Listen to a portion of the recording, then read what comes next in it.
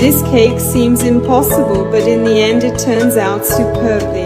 To start our recipe, I'm going to put 2 cups of sugar and half a cup of water in this pan. When our sugar has turned to caramel, we'll pour it into the pudding pan. Then we'll pull it towards the sides with the spatula. Once that's done, set the mold aside. With 4 eggs,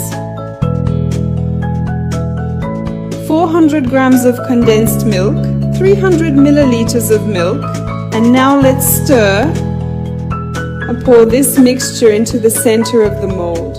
2 whole eggs, a cup of sugar, 3 tablespoons of oil, 3 tablespoons of 50% cocoa powder, a glass of milk, a cup of flour.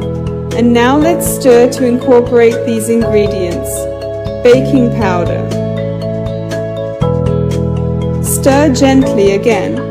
Now I'm going to pour this batter into our pudding mold. Just cover it with aluminum foil and place the pudding pan here inside this other pan. Add water and also a little vinegar so as not to darken the mold. Now put it in the oven at 180 degrees for an hour. Then you can let our pudding cake cool and it will be delicious to serve. So that's it, my loves. I hope you enjoyed it and see you in the next video.